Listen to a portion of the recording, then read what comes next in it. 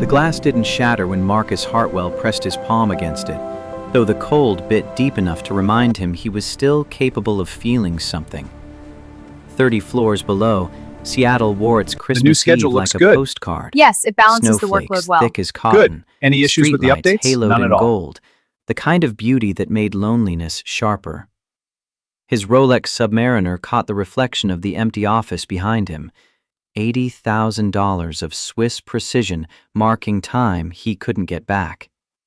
The Tom Ford suit hung perfect on his shoulders, tailored to hide the fact that he'd lost 12 pounds since Claire died. 3 years, 2 months, 16 days. Not that he was counting. The photograph on his desk had started to fade, the way memories do when you handle them too often. Claire in her wedding dress, laughing at something he'd said, back when he still knew how to make her laugh. Back when he thought building an empire meant something beyond the numbers his accountants emailed him every quarter. Hartwell Construction had put up half the skyline he was staring at, monuments to his ambition, but none of them kept him warm at night. His phone buzzed, Sophie's nanny, the 4th one this year, her text sharp with the kind of panic that meant his daughter was having another episode. Not tonight, he thought, already moving toward the elevator, the office Christmas party 3 floors down fading to background noise he'd never wanted to hear anyway. Sophie needed him. That was the only equation that mattered anymore. 3 miles east, Emma Reeves stood under a bus shelter that offered no shelter, rain-soaked scrubs clinging to her skin like a second failure. The taxi had pulled away 30 seconds ago, the driver's face apologetic but firm when she'd come up $2 short on the fare. Her phone was dead. Her apartment was 40 minutes away on foot. The temperature was dropping, and she could feel the exhaustion in her bones, like an old friend who'd overstayed his welcome. She didn't cry. Crying was a luxury for people who had time to fall apart, and Emma Reeves had learned to ration her breakdowns the way other people budgeted groceries. 16 hours at Seattle Children's Hospital, another 6 hours tutoring a surgeon's kid in algebra, and she'd still only made enough to cover half this month's student loan payment. $60,000 in debt for a nursing degree that let her save lives, but couldn't save her own. The wedding ring was gone, sold 2 years ago to pay for the lawyer who'd handled her divorce. David had kept the house, the car, the mutual friends, everything except the blame for the affair that ended their marriage 3 months after she'd lost the baby. The miscarriage had been her fault, he'd said.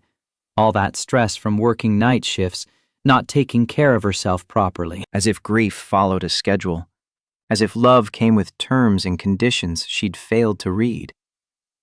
She pushed off the curb, boots squelching through slush, and started walking.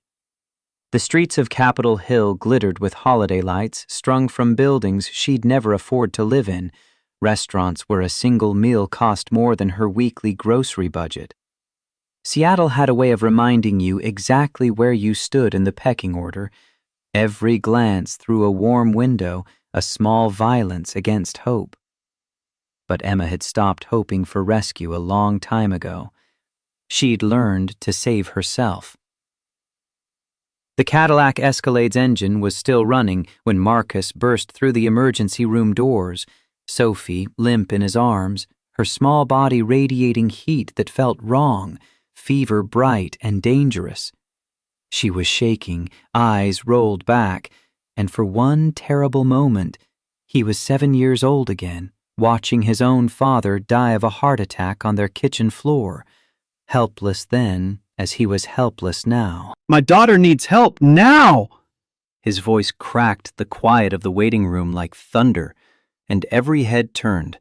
The triage nurse, a security guard, a janitor mopping near the vending machines. But it was the woman in damp scrubs, hair pulled back in a ponytail that had seen better days, who moved first. She crossed the 20 feet between them in 4 strides, her exhaustion falling away like a coat she'd decided not to wear. Emma Reeves took one look at the little girl and saw past the expensive clothes and the panic in the father's eyes to the child seizing in his arms. 7 years old, maybe 8. Fever flushed. Postictal. This wasn't her shift, wasn't her patient, wasn't her problem. But the words came out anyway, muscle memory stronger than self-preservation. Exam room 3. Now. She didn't wait for him to follow, just pushed through the doors into the treatment area, calling for the on-call pediatrician, for IV supplies, for the kind of controlled chaos that meant the difference between tragedy and just another Tuesday night in the ER. The father was right behind her, still holding his daughter, like letting go meant losing her forever. Emma understood that grip. She'd held her own belly that way once, 5 months pregnant, bleeding out in a hospital 3,000 miles away. David on a business trip he couldn't be bothered to cancel. Lay her on the bed, gently. Marcus obeyed, hands shaking as he placed Sophie on the sterile white sheets. The fluorescent lights made her skin look waxy, unreal, and he felt the room tilt sideways the way it had when the oncologist had told him Claire's cancer was terminal. Some flavors of fear never left your mouth. Emma's fingers found Sophie's pulse, counting silently, her other hand already reaching for the thermometer. 104.3 degrees, dangerously high. The little girl's eyes fluttered open, unfocused, and she made a sound halfway between a whimper and a word. Hey, sweetie, I'm Emma. Can you tell me your name? Silence. The girl stared past her, gaze fixed on something invisible, the way children with autism sometimes did when the world got too loud. Emma had seen it before, had learned to recognize the signs, the hand flapping that had stopped now, replaced by rigid stillness, the way Sophie avoided eye contact even in distress. Marcus stepped forward, voice rough. She has mild autism. She doesn't talk to strangers easily. Emma nodded, filing the information away, and lowered herself until she was eye level with the bed, careful not to crowd the child's space. She kept her voice soft, the way you'd speak to a wild animal you didn't want to spook. That's okay. I don't need words. Can you show me where it hurts? 1 finger for your head, 2 fingers for your tummy. 10 seconds passed. 20. Then Sophie's small hand lifted, 1 finger extended, pointing to her right ear. Emma's training clicked into gear. Ear infection, possibly severe, high enough fever to cause the seizure. She straightened, turning to Marcus, and saw the way his whole body was coiled like a spring about to snap. I need you to step outside while I examine her. Parents can make kids more anxious. I'm not leaving my daughter. The words came out flat, brooking no argument, the voice of a man accustomed to getting his way. Emma had heard that tone before, in David's voice when he'd explained why she needed to quit her job, why she needed to stop seeing her friends, why everything that went wrong was somehow her fault. She met Marcus's stare without flinching, her own exhaustion hardening into something sharper. And I can't do my job if you hover like a helicopter. 5 minutes, trust me. For a moment she thought he'd refuse, thought she'd have to call security to remove a 6'2" CEO from an exam room. But something in her eyes must have convinced him. He backed toward the door, every step reluctant, and Emma understood that too, the impossibility of trust when you'd already lost everything that mattered. The door clicked shut. Emma pulled on gloves and got to work. The otoscope revealed what she'd suspected, acute otitis media, severe enough that the infection had spread, the eardrum bulging and inflamed. Left untreated for another 6 hours, and it could have progressed to mastoiditis, meningitis, the kind of complications that killed children in the time it took their parents to decide whether the ER copay was worth it. Emma paged the pediatrician again, started an IV line with the efficiency of someone who'd done it 1,000 times, and watched Sophie's fever start to drop, as the antibiotics hit her bloodstream. By the time Marcus was allowed back in, his daughter was sleeping, small chest rising and falling with the steady rhythm of someone who'd stumbled back from the edge. He stood in the doorway like he wasn't sure he belonged there, suit jacket gone, shirt sleeves rolled up, looking more human than he had when he'd stormed in demanding miracles. Emma was documenting vitals on the tablet, fingers flying across the screen. She didn't look up when she spoke.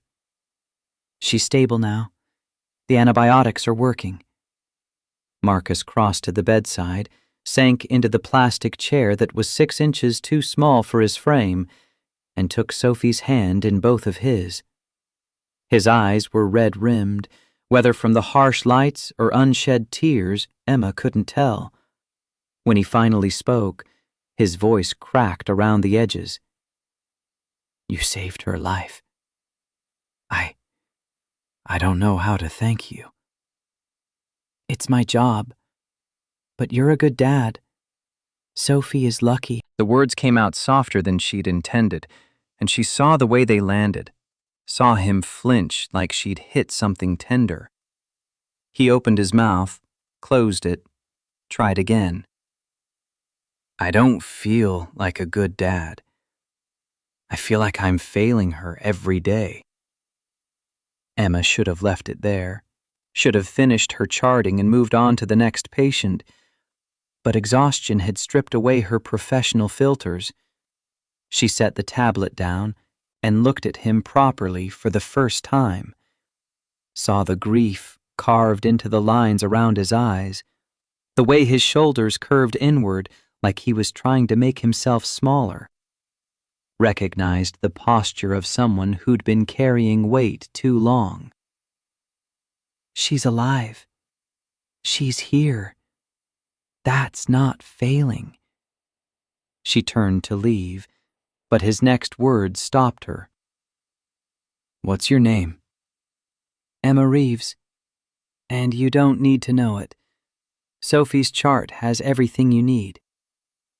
"Can I buy you coffee? To say thank you?" Emma glanced at the clock on the wall. 3:47 a.m. She'd been awake for 21 hours, had another tutoring session in 5 hours, and her feet felt like someone had replaced her bones with broken glass. The last thing she needed was a guilt-motivated coffee date with a rich man whose daughter she'd happened to treat. "Mr. Hartwell, I've been working 16 hours straight. All I need is my bed. But your daughter is sweet. Take care of her." She walked out before he could respond, before she could see the way he watched her go, the first spark of something other than grief lighting in his chest in 3 years, 2 months, and 17 days. The rain had turned to mist by the time Emma made it home, dawn breaking gray and cold over the Capitol Hill apartment complex that had seen better decades. She climbed 3 flights of stairs because the elevator was broken again, unlocked the door to her studio, and stood in the doorway, surveying the space she'd learned to call home. 400 square feet of peeling linoleum and water-stained walls, a Murphy bed she pulled down every night, a kitchenette with 2 working burners. The rent was still $800 a month, $800 she could barely afford, but it was hers. No one could take it from her. She peeled off her scrubs, showered in water that never got quite hot enough, and fell into bed without setting an alarm. Sleep came hard and fast, the kind of unconsciousness that felt more like drowning than rest, and when she woke 4 hours later to the sound of her phone buzzing, she seriously considered throwing it out the window. The text was from the tutoring agency. "Client cancellation. No pay for today." Emma stared at the screen until the words stopped making sense, then pulled the covers over her head and allowed herself exactly 90 seconds of despair before getting up to make instant coffee and figure out how she'd make rent this month. 2 weeks passed before Marcus saw Emma again, though he thought about her more than he wanted to admit. Sophie had recovered fully, the antibiotics doing their job, But something had shifted in his daughter during that night in the ER. She'd started talking more, asking questions, and one of those questions landed like a punch to his solar plexus. "Daddy, where is Emma? I liked her." He'd tried to explain that Emma was a nurse who helped lots of children, that she had her own life and probably didn't remember them, but Sophie had simply looked at him with those two knowing eyes and said, "You should find her." So he did what powerful men do when they want information. He made a phone call. His assistant, Caroline, had the relevant details within an hour, delivered in the kind of neutral tone that suggested she knew exactly why her boss was asking, but was too professional to comment. Emma Reeves, 34, worked at Seattle Children's Hospital on rotating shifts, also tutored through an agency called Brain Bridge Education, and picked up weekend hours at a coffee shop in Capitol Hill called The Daily Grind. Marcus didn't hire a private investigator. That felt like a violation, a line he wasn't ready to cross.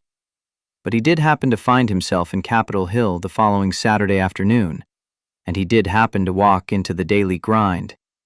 And if Emma Reeves was behind the counter pulling espresso shots, well, that was just coincidence. She looked different in civilian clothes, jeans and a green sweater that had been washed so many times the color had faded to something gentler, hair down around her shoulders instead of pulled back.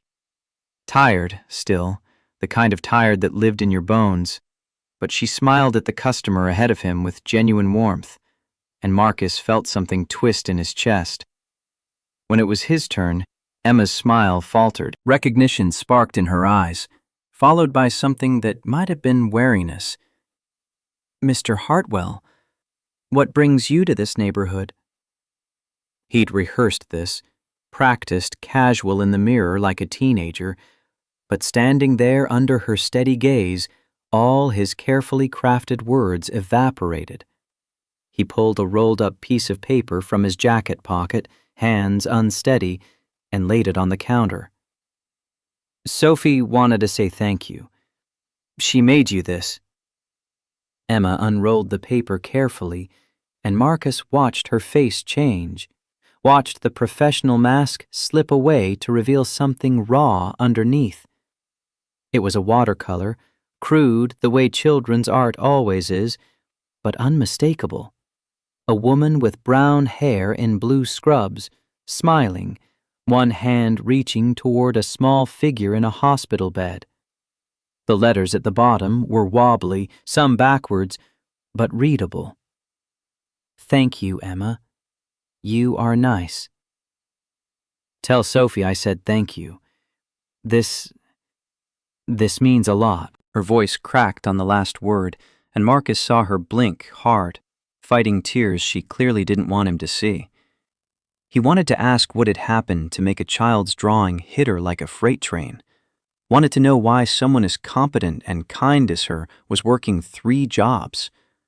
Wanted to understand the sadness that lived behind her eyes, even when she smiled. "Can I buy you coffee? Ironic, I know, since you make it." "My shift ends in 10 minutes, but I can't stay long. I have tutoring at 6. They sat at a corner table surrounded by the Saturday afternoon crowd. Grad students hunched over laptops, couples sharing pastries, the comfortable chaos of people with nowhere urgent to be. Emma wrapped her hands around a mug of black coffee like she was trying to absorb the warmth through her palms, and Marcus found himself doing something he hadn't done in years. Talking about Claire. "My wife died 3 years ago. Cancer. She fought for 18 months. I watched her fade away." The words came out rougher than he'd intended, scraped raw by the truth of them. Emma's expression shifted, sympathy without pity, and her voice when she spoke was gentle. "I'm sorry. That must have been unbearable." Sophie was only 4. She stopped talking for 6 months after Claire died. I didn't know what to do. I hired specialists, therapists, tried everything, but she just withdrew into herself. I felt like I was losing them both.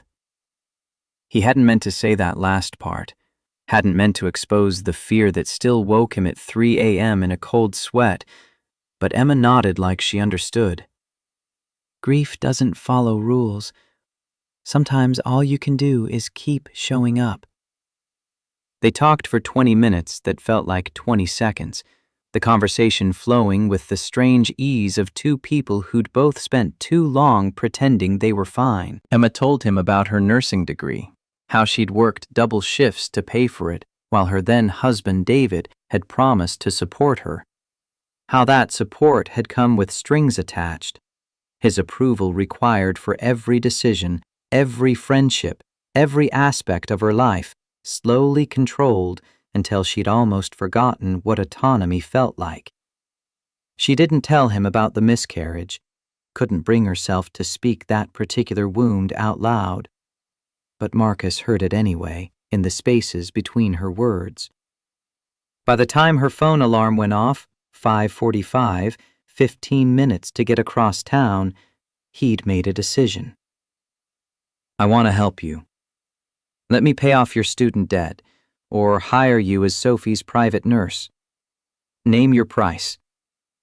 Emma stood up so fast, her chair scraped against the floor, coffee sloshing in the mug she'd barely touched. Her face had gone carefully blank, the warmth from moments ago replaced by something cold and hard. Mr. Hartwell, I don't need your charity. I'm doing fine. You're working 60 hours a week across 3 jobs. That's not fine. It's my life. I don't need a rich man to fix it. She grabbed her jacket from the back of the chair, movements sharp with anger, and Marcus realized he'd miscalculated badly. He stood too, hands raised in surrender, but the damage was already done. Emma, wait. No, you don't get to do this. You don't get to decide I'm a project that needs fixing. I'm not one of your construction sites, Mr. Hartwell. I'm a person who's doing the best she can with what she has. And that's enough. She walked out, the door chiming behind her, leaving Marcus standing alone at a coffee shop table with the sick realization that he'd just replayed every mistake David Reeves had probably made. He'd wanted to help, and instead he'd insulted her, reduced her struggle to something money could solve, as if autonomy and dignity weren't worth more than a blank check. He sat back down, Sophie's drawing still on the table, and for the first time in 3 years felt the weight of his own loneliness like a physical thing. 4 weeks crawled by before Marcus saw Emma again, and when he did, it was because Sophie had caught a cold that turned her breathing raspy and thin. It was nothing serious, a pediatrician's visit would have sufficed, but Marcus found himself calling Seattle Children's Hospital, asking if nurse Emma Reeves was working, and when the answer came back yes, requesting her specifically for a home health visit. The hospital coordinator had paused, clearly confused why a CEO with private insurance would want an overworked staff nurse to make a house call, but money smoothed those questions away. Emma would be there at 7 p.m. $200 an hour, 3-hour minimum. Marcus spent the afternoon cleaning the penthouse, even though the cleaning service had been there yesterday, arranging and rearranging the living room until he felt like an idiot trying to figure out what you say to someone you've accidentally insulted and can't stop thinking about. By the time the doorbell rang at 7 sharp, he'd settled on honesty. Emma stood in the hallway, wearing her scrubs and a wary expression, a medical bag slung over one shoulder. Her hair was pulled back again, practical, but a few strands had escaped to frame her face. She looked exhausted and beautiful, and closed off in a way that made Marcus's chest ache. Mr. Hartwell, the hospital said Sophie needed a home visit? She's got a cold, nothing serious, but I wanted you specifically. Emma's jaw tightened. You're paying $200 an hour for a cold? I'm paying $200 an hour for someone Sophie trusts. Is that a problem? For a moment, he thought she'd turn around and leave, thought he'd pushed too hard again, but then a small voice called from deeper in the apartment. Emma? Is that Emma? Sophie came running, sock feet sliding on the hardwood, and threw herself at Emma's legs with a kind of trust children reserve for people who've proven themselves safe. Emma's whole body softened, the defensive walls crumbling as she knelt to hug the little girl back. Hi, sweetie. I heard you're not feeling well. Let's make you better, okay?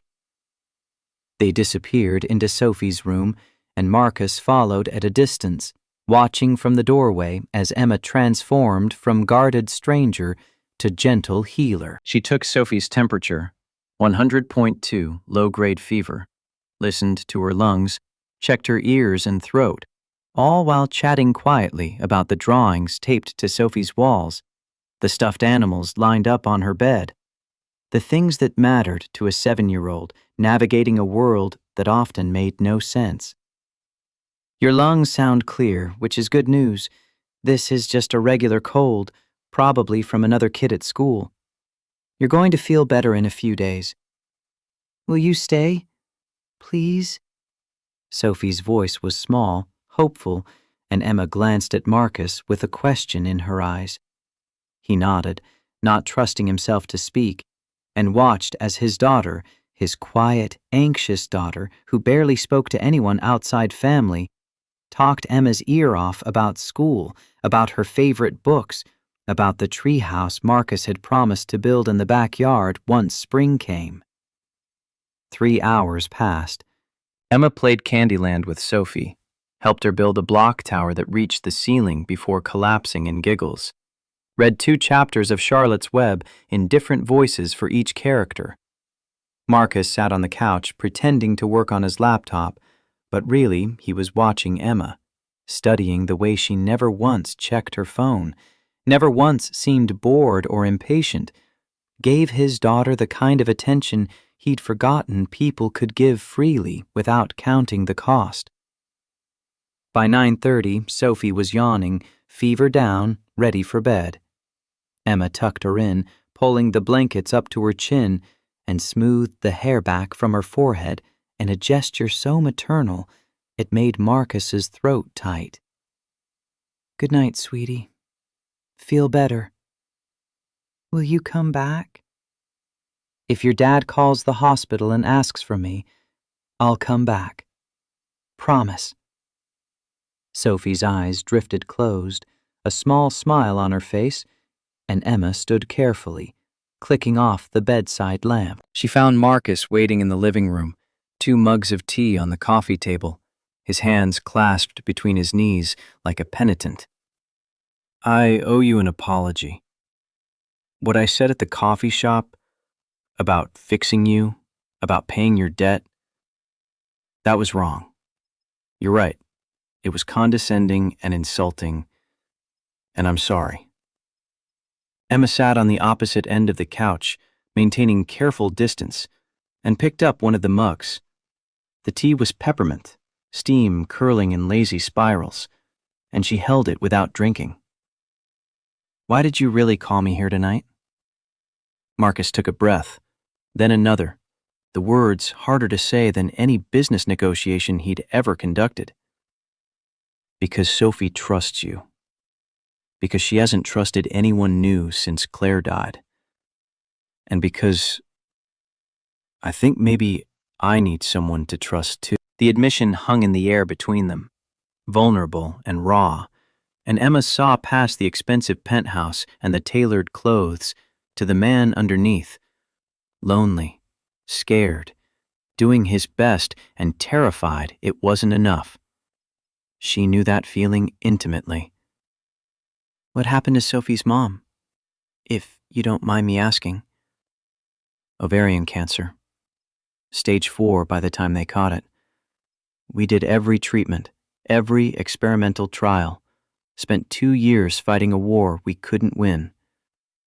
Toward the end, she made me promise I'd be strong for Sophie, that I wouldn't let grief turn me into a ghost. I promised. But I don't think I've kept it. His voice broke on the last sentence, and Emma set down her tea to move closer, not touching him, but near enough that he could feel her presence, steady and real. You're still here. You're showing up. That counts for more than you think. What about you? The hospital records said you're divorced. Emma flinched, old wounds reopening, but she'd started this conversation about honesty, so she pushed through. David. We were married for 5 years. He was a corporate lawyer, made good money, seemed supportive when I went to nursing school. But support came with conditions. I had to quit working nights, had to stop seeing friends he didn't approve of, had to ask permission for everything. I didn't realize I was being controlled until it was too late. She paused, weighing how much to reveal, and decided on the truth. I got pregnant. 5 months in, I miscarried. I was working a double shift when the bleeding started, and David was on a business trip he refused to leave early. I drove myself to the hospital, lost the baby alone in an ER not that different from the one where I met you. When David finally came home 3 days later, he blamed me. Said I'd been too stressed, too stubborn, too unwilling to let him take care of me properly. We divorced 6 months after that. Marcus felt anger rise hot in his chest, the kind of protective fury he hadn't felt since Claire's oncologist had told them there was nothing more they could do. That's not support. That's abuse. I know that now. Took me a long time to see it. But I learned something important. I don't need someone to save me. I need someone to stand beside me while I save myself. She met his eyes, unflinching, and Marcus understood what she was really saying. Don't mistake your guilt for affection. Don't confuse gratitude for connection. Don't think your money can buy a relationship that has to be built on equal ground. What if I don't want to save you? What if I just want to know you? Emma's breath caught, surprised by the simplicity of the question, the lack of conditions or expectations. She'd spent 2 years building walls to keep men like Marcus out, men with power and resources who thought they could fix her if she just let them try. But here he was, asking for nothing except the chance to exist in her orbit. I don't know how to answer that. Then don't. Just think about it. Come back not as Sophie's nurse, but as a friend to both of us. He pulled a check from his pocket, $600 made out to Emma Reeves, and handed it to her.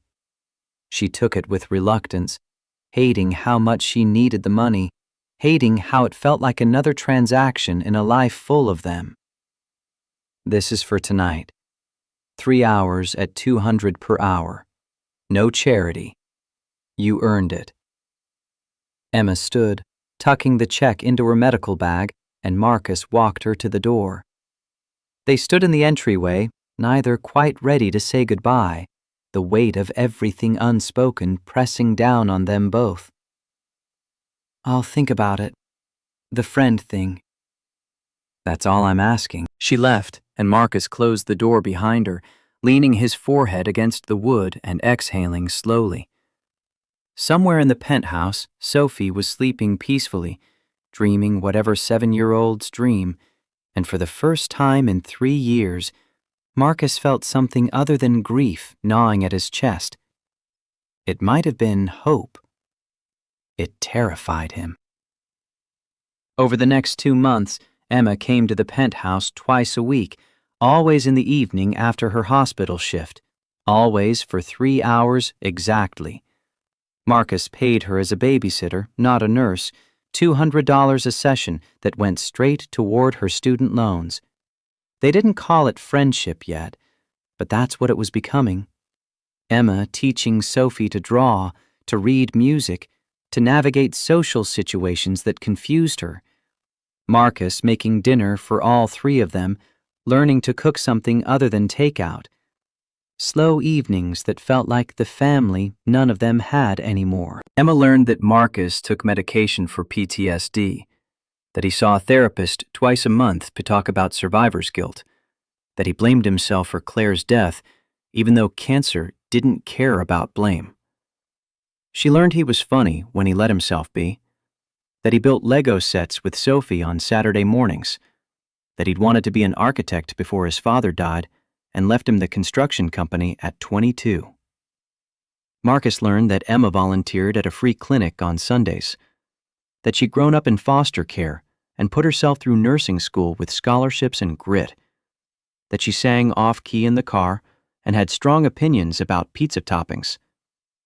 He learned she still had nightmares about the miscarriage, that she carried guilt for not being enough to make David stay, that she protected herself with humor and distance because letting people in meant risking devastation. They didn't touch, didn't cross the invisible line between friendship and something more, but the tension was there, building like pressure behind a dam. It broke on a Wednesday night in late March. Emma arrived at 7 as usual, but Marcus knew immediately something was wrong. She moved like she was operating on autopilot, going through the motions, and when Sophie asked if they could play dress-up, Emma agreed with a brightness that rang false. An hour later, after Sophie had modeled every costume in her collection and finally settled in front of a movie, Marcus found Emma standing at the floor-to-ceiling windows, staring out at the city lights with her arms wrapped tight around herself. Emma. What happened? She didn't turn around. Nothing. I'm fine. You're not fine. Talk to me. For a long moment she said nothing, and Marcus thought she'd shut him out the way she always did when emotions got too close to the surface. But then her shoulders started shaking, and he realized she was crying. Silent, shuddering sobs she was trying desperately to hide. He crossed the distance between them in 2 strides and turned her around, pulling her into his chest without asking permission, and Emma collapsed against him like a puppet with cut strings. She cried into his shirt, fists clenched in the fabric, and he held her, one hand stroking her hair, murmuring wordless comfort until the storm passed. When she finally pulled back, eyes red and swollen, she looked wrecked. I saw him today. David. He came into the hospital with his new wife. She's pregnant. Due in June. The words came out jagged, each one a small blade, and Marcus understood. Understood that Emma wasn't crying because she wanted David back, but because the wound of losing the baby had been ripped open again, because life had moved on for everyone except her. I'm sorry. That's unbearably cruel. He looked happy. They both did. And I'm still here, working 3 jobs, barely scraping by, and he just gets to be happy. Marcus cupped her face in his hands, forcing her to meet his eyes. You deserve to be happy too. You deserve rest and peace and someone who sees your worth. You deserve more than surviving, Emma. I don't know how to do more than survive. Then let someone help you learn. The words hung between them, charged with possibility, and Emma saw the offer for what it was, not charity, not control, but partnership. The chance to stop carrying everything alone. It scared her more than anything had in years. I can't afford to fall apart. Sophie needs me. The hospital needs me. You don't have to do this by yourself. Not anymore. Something in Emma's chest cracked open, years of armor falling away, and she kissed him. It wasn't gentle or tentative. Wasn't the careful exploration of two people testing boundaries. It was desperate and fierce. The kiss of someone drowning, finally breaking the surface for air. Marcus responded in kind, pulling her closer, pouring 3 years of loneliness and longing into the contact, and for one perfect moment, the world contracted to just the two of them, everything else falling away. They broke apart, breathing hard, foreheads pressed together, and reality came crashing back. Sophie was 20 feet away watching a movie. They'd crossed a line that couldn't be uncrossed. Emma's eyes were wide, panicked, and she stepped back fast. I shouldn't have. That was inappropriate. I'm going to go. Emma, wait! But she was already grabbing her jacket, calling goodbye to Sophie, moving toward the door with the kind of speed that suggested she couldn't get away fast enough. Marcus caught her wrist before she could leave. This doesn't have to be a mistake. We can talk about it. Figure it out. There's nothing to figure out. You're my employer. Sophie is my responsibility. This can't happen. She pulled free and left, the door closing with a finality that echoed through the suddenly empty penthouse. Marcus stood frozen, hand still outstretched, trying to process what had just happened and what it meant. Sophie appeared in the hallway, blanket draped over her shoulders like a cape, and looked up at him with those two knowing eyes. Why did Emma leave so fast? Because I scared her, Marcus thought. Because we both want something we're terrified to reach for. Because sometimes the people who need each other most are the ones who run away. She had to go home, sweetheart. She'll come back. But he wasn't sure if he believed it. Emma didn't answer Marcus's calls for 3 days. She showed up for her hospital shifts, went through the motions with patience, smiled when required, but her coworkers noticed the way she moved, like something inside her had been hollowed out. On the 4th day, Marcus stopped calling and sent a text instead. Sophie misses you. I miss you. No pressure, just truth. She stared at those words for 20 minutes before deleting them without responding.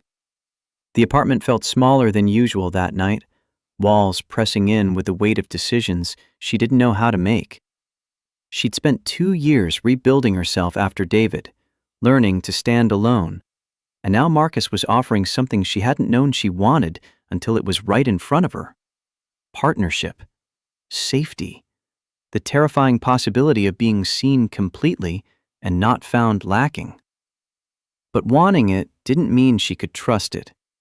Men with resources had a way of making promises that evaporated when inconvenient. Her phone buzzed again. Not Marcus this time, but the tutoring agency.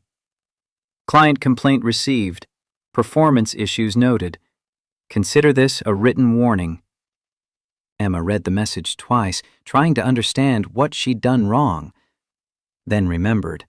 The surgeon's kid, the algebra session last Tuesday when she'd been running on 2 hours of sleep and had mixed up a formula. One mistake, one exhausted moment. Apparently, that was enough. She opened her laptop and checked her bank account. Student loan payment due in 6 days, rent due in 10. The math didn't work even if she picked up extra shifts, and losing the tutoring income would mean making choices between electricity and food. The check from Marcus's last payment sat on her kitchen counter, uncashed. $200 that felt less like payment and more like a line she shouldn't cross. She'd told herself she was just babysitting, that it was legitimate work, but the kiss had changed the equation. Now that money felt like confirmation of everything David used to imply, that her worth could be purchased, that she was a problem to be solved with the right amount of cash. Emma picked up the check and tore it in half, then in half again. Let the pieces fall like snow onto the linoleum floor, and felt nothing except exhausted. Her phone rang. Not Marcus, not the agency. Seattle Children's Hospital, and the charge nurse's voice was clipped with urgency. Emma, I know you're off tonight, but we've got a multi-vehicle collision coming in. 17 patients, 4 critical, 3 of them pediatric. I need you here. She was already reaching for her keys. The emergency room looked like a war zone by the time Emma arrived. Organized chaos held together by training and adrenaline. She scrubbed in and dove into triage, moving from patient to patient with the kind of focused intensity that left no room for personal demons. A 6-year-old boy with internal bleeding, a teenager whose leg was bent at an angle that made Emma's stomach turn. A little girl, Sophie's age, who kept asking for her mother, not knowing her mother hadn't survived the crash. 6 hours blurred into 8. Emma's hands were steady as she started IVs, called for blood transfusions, held pressure on wounds while surgeons were prepped. She didn't think about Marcus, or the kiss, or the torn-up check on her kitchen floor. She thought about keeping these children alive, about the difference between competence and catastrophe, about the only thing she'd ever been truly good at. By 4 a.m., the crisis had passed. 3 kids were in surgery, stable. The teenager would keep his leg. The 6-year-old's bleeding had stopped. The little girl who'd lost her mother was sleeping, sedated, her grandmother sitting vigil beside the bed. Emma stripped off her blood-stained scrubs in the locker room and found clean ones, pulled her hair back from her face, and sat on the bench with her head in her hands. She didn't hear the door open, didn't register footsteps until someone sat down beside her, and when she looked up, Marcus was there.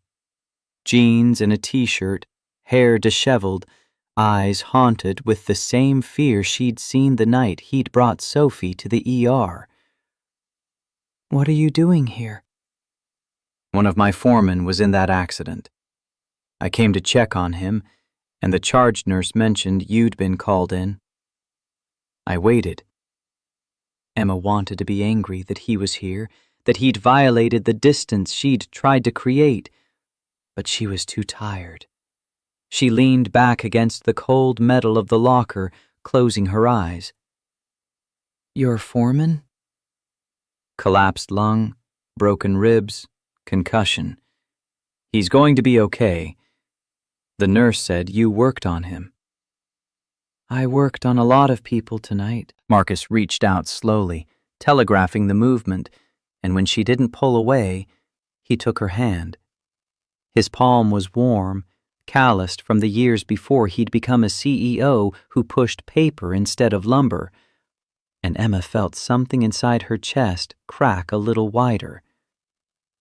"I'm sorry about the other night. I pushed too hard, too fast. You asked me not to try to fix you, and then You didn't push. I kissed you." "And you ran. Because you thought I'd expect something in return. Because David taught you that affection always comes with conditions." The accuracy of it stung. Emma opened her eyes, turning to look at him properly for the first time since he'd sat down. "I don't know how to do this.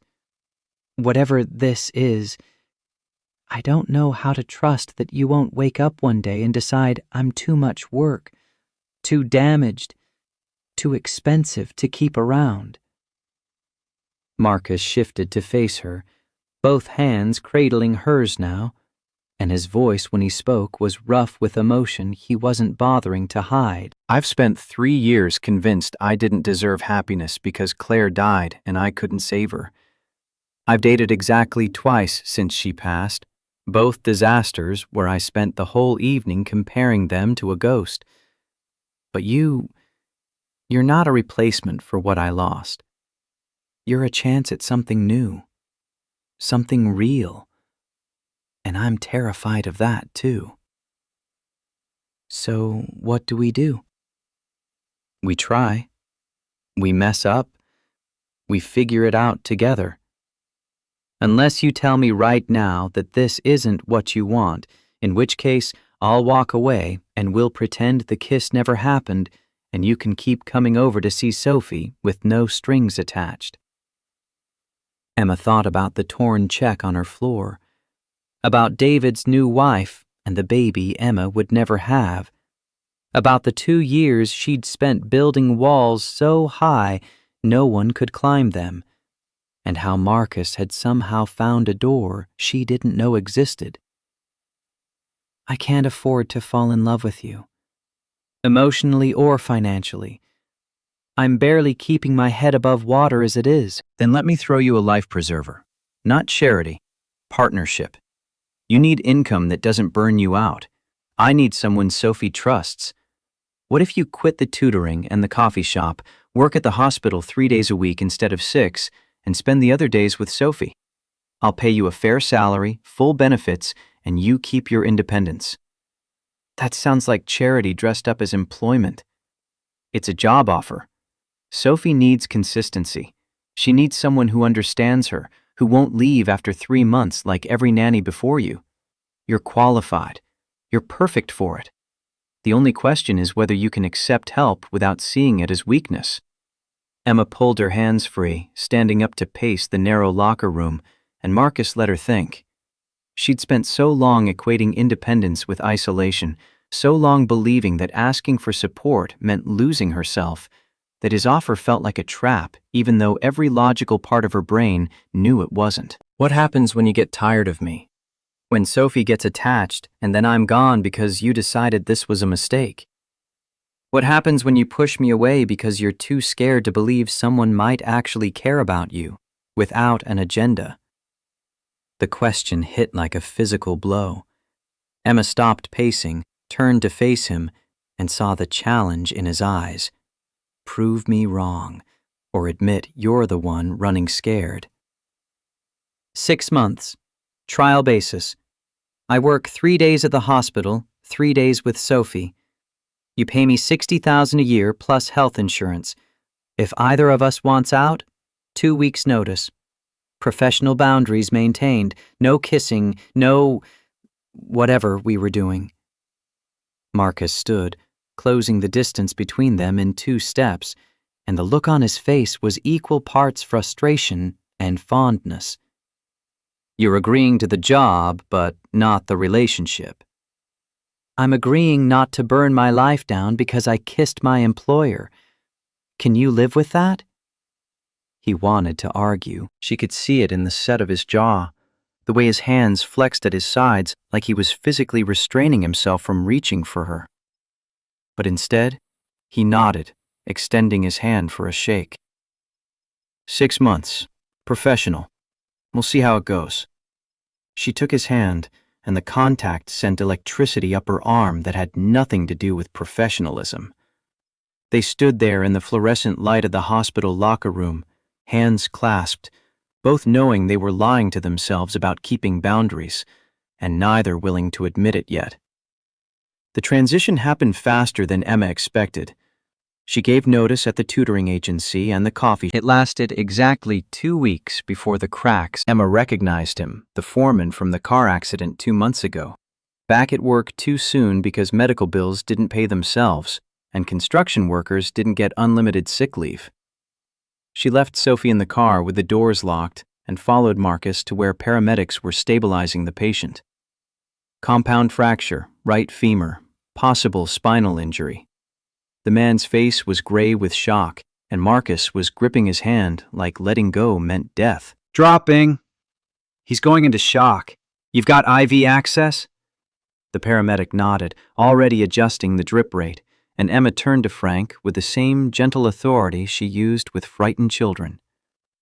Frank, I'm Emma. I'm a nurse. You're in good hands. They're taking you to Harborview.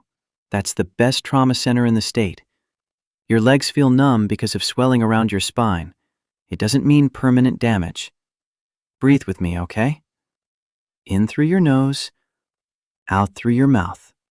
She demonstrated, holding Frank's gaze until his breathing started to match hers, panic receding enough for the paramedics to get him loaded and moving. The ambulance pulled away with lights flashing, and Marcus stood watching it disappear, hands clenched into fists at his sides. He has 3 kids. His wife just finished chemo. He can't be paralyzed. Emma touched his arm, light pressure to ground him. Harborview has excellent neurosurgeons. They'll do everything possible. I should have shut down the site.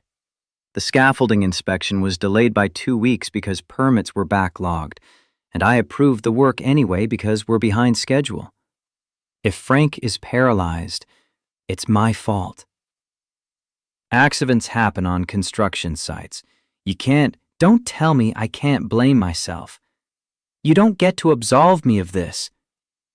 The words came out harsh, defensive, and Emma recognized the guilt spiral for what it was, the same pattern Marcus had described about Claire's death, the way he took every failure and turned it into proof of his. Emma answered with the patience she always showed Sophie, while Marcus stared out the passenger window, lost in whatever dark corner of his mind he retreated to when the world got too heavy. Back at the penthouse, Emma made grilled cheese sandwiches for Sophie, supervised bath time, read 3 chapters of The Secret Garden before lights out. Marcus disappeared into his study without eating, and Emma let him go because pushing wouldn't help. She cleaned the kitchen, started a load of Sophie's laundry, checked her phone to find a text from the hospital. Frank Morris admitted to Harborview. Surgery scheduled for tomorrow morning. Prognosis uncertain. She found Marcus at midnight, sitting in his darkened study with a glass of scotch he hadn't touched, staring at a spreadsheet of job site safety reports that might as well have been written in another language for all the attention he was paying them. Sophie's asleep. I'm going to head home unless you need me to stay. I need you to tell me I'm not a monster for caring more about deadlines than people's lives. Emma crossed to his desk, closing the laptop so he had to look at her instead of the screen. You care so much it's eating you alive. That's the opposite of monstrous. Claire used to say I had a savior complex, that I thought I could fix everything if I just worked hard enough, planned perfectly enough. She was right. And now Frank is lying in a hospital bed because I couldn't save him from my own ambition. Frank is in a hospital bed because accidents happen in dangerous jobs. You didn't push him off that scaffolding. You didn't ignore safety protocols. You're a good employer in an industry full of terrible ones, and punishing yourself won't change what happened. Marcus looked up at her, eyes red-rimmed, and the vulnerability in his face was almost unbearable. How do you do it? See people hurt every day and not break. I break. I just do it in private. Usually in my car in the hospital parking lot, sometimes in the shower. You learn to carry it without letting it crush you, or you find a different job. I don't know if I can carry this. Emma came around the desk, and this time when she reached for him, it wasn't comfort or professionalism. It was the recognition of shared damage. 2 people who'd learned to hold their grief like broken glass.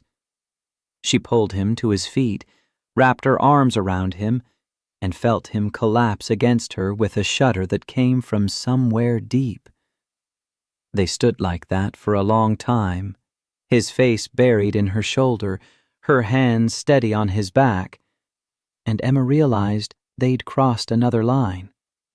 Professional boundaries didn't include holding your employer while he cried. Professional boundaries didn't include wanting to absorb his pain into your own body so he didn't have to carry it alone. When Marcus finally pulled back, his voice was rough but steadier. Stay. Please, I don't want to be alone tonight. Marcus, not like that, just stay. Guest room. I just need to know someone else is in the house. Emma should have said no, should have maintained the careful distance they'd negotiated, but his eyes were so raw, so stripped of the armor he usually wore, that refusal felt like cruelty. Okay, I'll stay. She texted her landlord that she wouldn't be home, borrowed a t-shirt and sweats from Marcus's drawer, and settled into the guest room that was bigger than her entire apartment. Sleep didn't come easy. She could hear Marcus moving around the penthouse, footsteps in the hall, water running in the kitchen, the sounds of someone trying to outrun their own thoughts. Around 3 a.m., she gave up and went to find him. He was on the couch in the living room, laptop open to Frank's medical records. How he'd accessed them, Emma didn't want to know, reading surgical reports with the desperate focus of someone looking for hope in data. She sat beside him without asking permission. Frank's surgery is at 7 a.m. We won't know anything until after that. I should be there. You should get some sleep so you can be coherent when you're there. Marcus closed the laptop but didn't move to get up. Instead, he leaned back against the cushions, exhaustion written in every line of his body, and Emma found herself mirroring the position until they were sitting shoulder to shoulder in the dark. I keep thinking about Sophie. What happens if I make the wrong call at work and end up dead on a job site? She's already lost her mother. She can't lose me too. Then you implement better safety protocols. You hire more inspectors. You build the kind of company that puts people before profit. But you don't get to use fear as an excuse to shut everyone out. Is that what I'm doing? Emma turned her head to look at him, their faces inches apart in the shadows. You're doing what I do, keeping people at arm's length because it feels safer than risking loss. But we're both miserable, Marcus. We're both so busy protecting ourselves from pain that we're guaranteeing loneliness. What are you suggesting? I don't know. Maybe that we stop pretending we're capable of professional boundaries when we're both terrible at it. The admission hung between them, honest and dangerous, and Marcus reached up to tuck a strand of hair behind her ear. His fingers lingered against her cheek, question and offer in one gesture, and Emma leaned into the touch before she could think better of it. We said no kissing, no relationship, 6 months trial. We also said a lot of things we don't actually believe, like that we're fine carrying everything alone, like that asking for help makes us weak, like that we don't wake up thinking about each other every single morning. Marcus's breath hitched. You think about me every morning? Yes, it's inconvenient and terrifying, and I hate it. But yes. He kissed her then, slow and deliberate, nothing like the desperate collision from weeks ago. This was exploration, certainty, the kiss of two people who'd spent too long fighting inevitability. Emma kissed him back with the same careful intensity, hands fisting in his shirt, and when they finally broke apart, they were both breathing hard. This is a terrible idea. You're my boss. Sophie is getting attached. If this falls apart, then we deal with it, together. But I'm tired of being afraid to live because something might go wrong. Aren't you? Emma thought about David and the miscarriage and the 2 years she'd spent convincing herself that self-sufficiency meant solitude. Thought about Marcus and Sophie and the way she felt alive in their presence in a way she hadn't since before her marriage fell apart. Thought about the choice in front of her, safety or possibility, walls or doors, the known loneliness or the terrifying hope of something real. Yes, I'm tired. So let's be tired together. Let's be scared together. Let's stop pretending we're fine when we're clearly not. She laughed despite herself, despite the impossibility of what they were attempting, and kissed him again because words seemed inadequate. They fell asleep tangled together on the couch, neither willing to let go, and Emma woke at dawn with Marcus's arm around her waist, and Sophie standing 3 feet away, watching them with an expression of pure joy. Does this mean Emma is staying? Marcus woke instantly. The same panic Emma felt reflected in his eyes. They've been caught. No way to explain this as anything innocent. And Sophie was 7 years old and perceptive and had been hurt by loss before. Emma sat up carefully, trying to find words that wouldn't make this worse, but Marcus beat her to it. Would that be okay with you? If Emma stayed? Not just for work, but because we care about her? Sophie considered this with the seriousness of someone who understood that adult relationships were fragile things that could shatter without warning. Is Emma going to die like Mommy did? The question hit like a gut punch. Marcus pulled Sophie onto his lap, holding her tight, and his voice when he spoke was thick with emotion. No one lives forever, sweetheart. But Emma is healthy and strong, and she's not going anywhere right now. Sometimes adults who care about each other decide to be together, and sometimes it doesn't work out, but that doesn't mean we don't try. Does that make sense? Will you be sad if it doesn't work out? Probably, but I'll be sadder if I'm too scared to try. Sophie looked at Emma, studying her with those two wise eyes, then back at her father. I think you should try. Emma makes you smile more, and she's good at reading stories. The tension broke. Marcus laughed. Emma felt tears prickling her eyes, and Sophie wriggled free to hug Emma with fierce 7-year-old strength. You have to promise not to leave without saying goodbye. Emma hugged her back, making a vow she prayed she could keep. I promise. No disappearing. If I'm going somewhere, you'll know. They made pancakes for breakfast, the three of them moving around the kitchen with the kind of easy coordination that comes from time and trust, and Emma felt something settle in her chest that might have been contentment. It was fragile, new, but it was there. Frank's surgery went well. The swelling on his spine was inflammatory, not structural damage, and by the time Marcus arrived at Harborview, the neurosurgeon was cautiously optimistic about recovery. Full mobility would take months of physical therapy, but paralysis wasn't permanent. Marcus sat with Frank until the anesthesia wore off, promised to cover every medical bill and keep him on full salary during recovery, and came home that evening looking like he'd aged backwards 5 years. For 3 weeks, things were almost normal.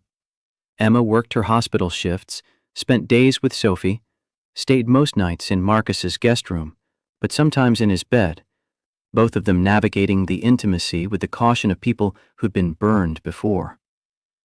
They didn't tell anyone they were together because naming it felt like inviting disaster. But Sophie knew, and that was enough.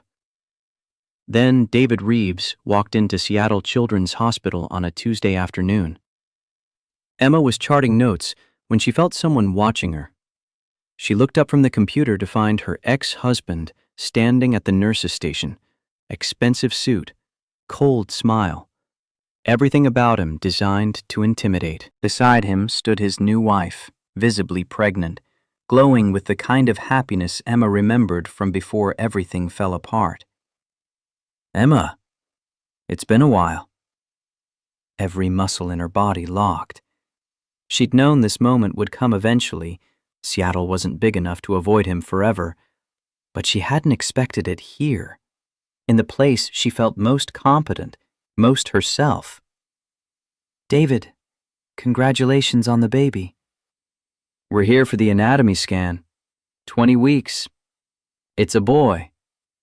He said it like he was twisting a knife, reminding her of what she'd lost, what she'd never have. I heard you're working less these days. Found a new sugar daddy to support you? His wife looked uncomfortable but didn't intervene, and Emma felt rage rise hot in her throat.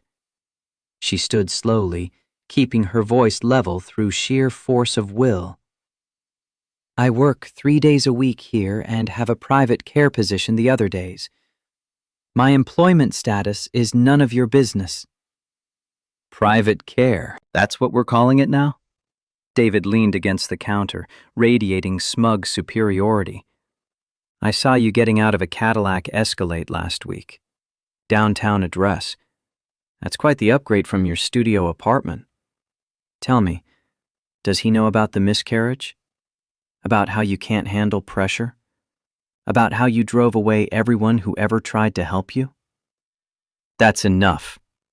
The voice came from behind Emma, cold and lethal, and she turned to find Marcus standing there in his work clothes, sawdust still on his boots, having come straight from a job site to surprise her with coffee. He crossed to stand beside her, hand finding hers, and the protective fury on his face was beautiful and terrifying. Who the hell are you? Marcus Hartwell. Emma's... He paused, glancing at Emma with a question in his eyes, and she squeezed his hand in answer. Emma's partner. And you must be the ex-husband who blamed her for a miscarriage he was too busy to be present for. I've heard all about you. David's face flushed red. She's feeding you lies. Emma is unstable, manipulative. Emma is the strongest person I've ever met. She works harder than anyone I know, shows up for people who need her, and has more integrity in her left hand than you've got in your entire body.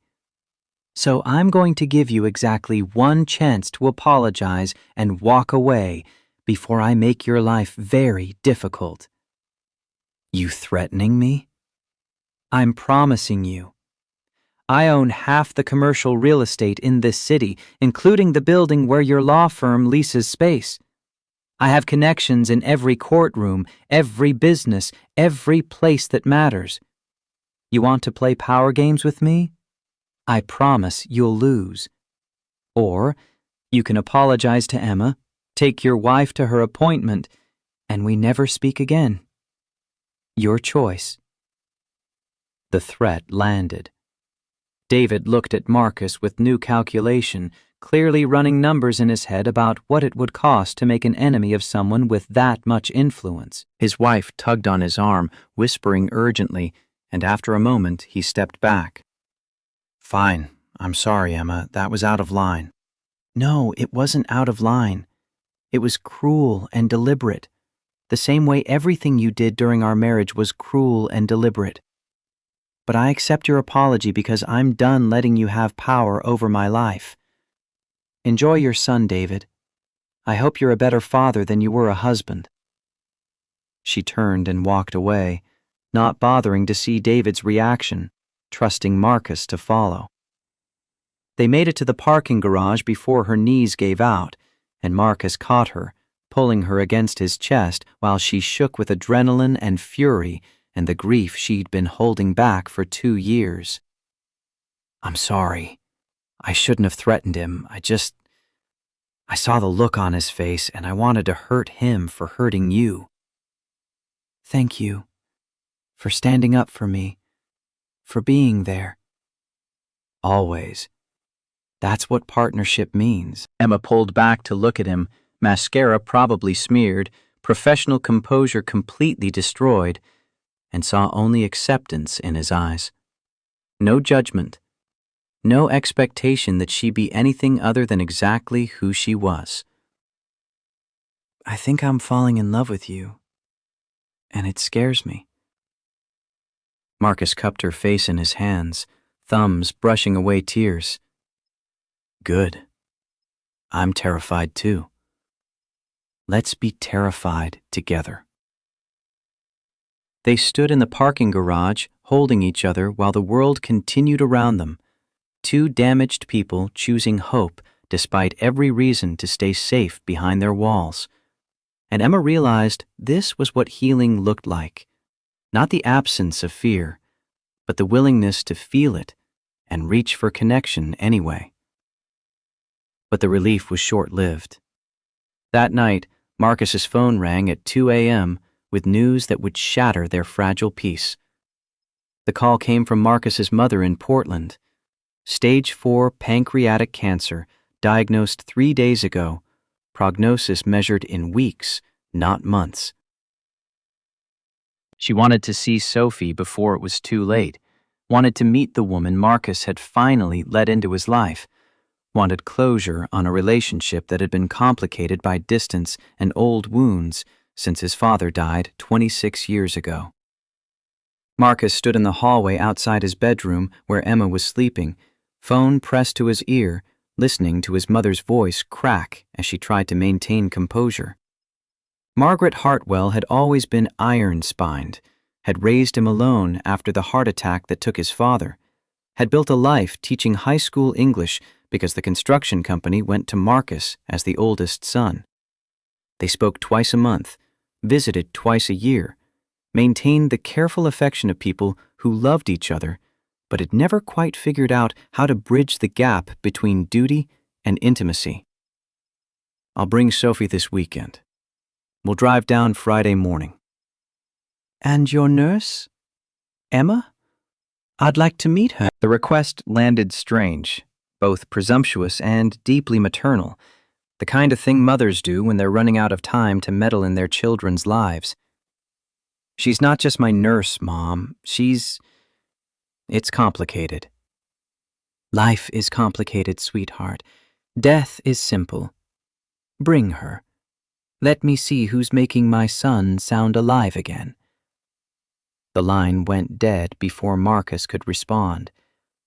He stood in the dark hallway, feeling the walls close in, another loss hovering on the horizon, and wondered how many times a person could survive goodbye before they stopped believing in hello.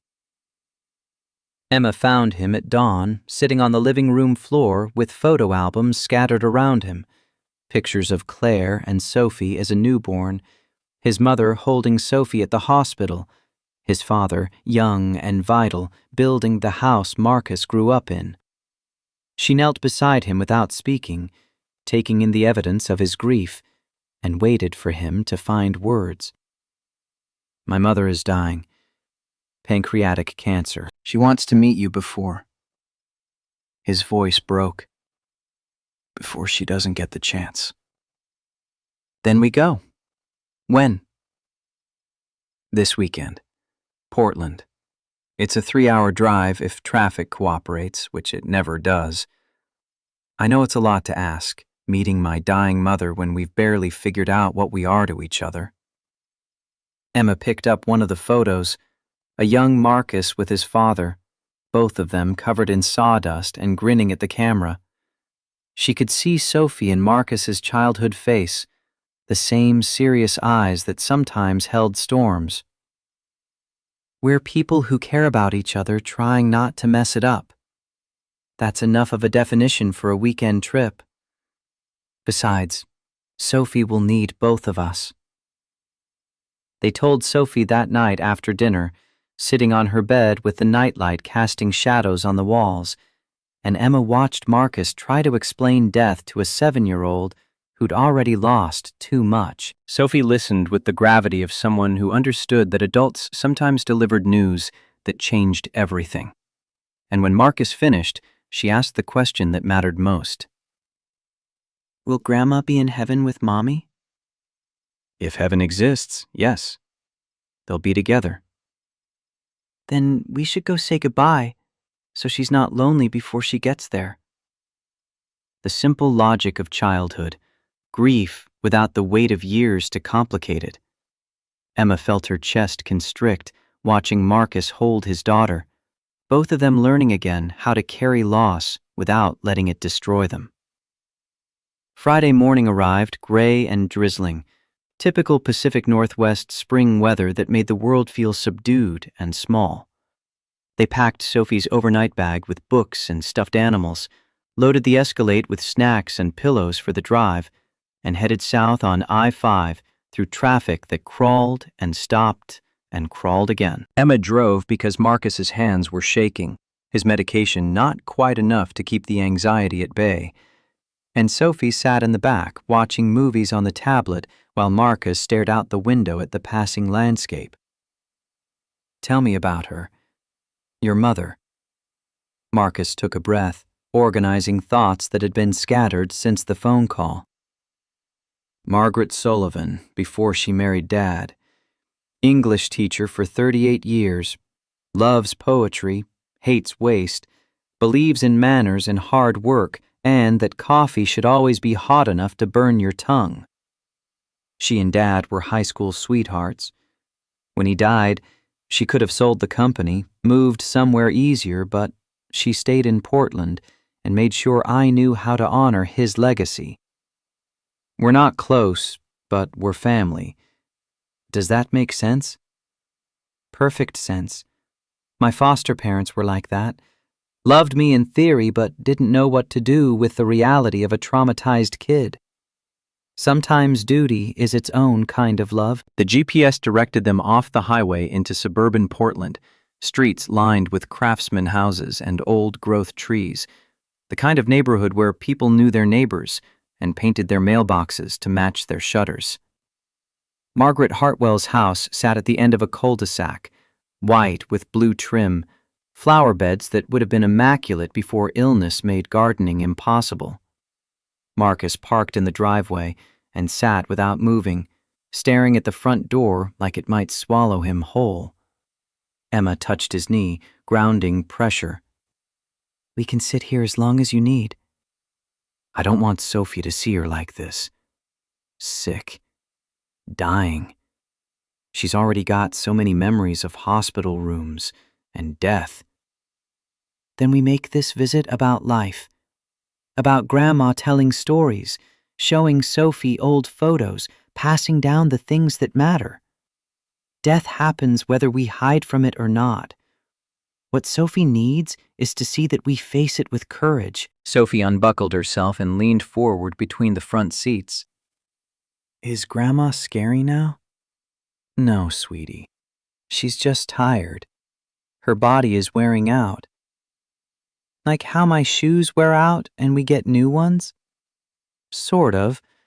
Except bodies don't get replaced. But the love stays. That's the part that matters. They climbed out into the drizzle, Sophie holding Emma's hand on one side and Marcus's on the other, and walked up the path to the blue front door. It opened before they could knock, and Margaret Hartwell stood in the doorway, looking nothing like Emma had imagined.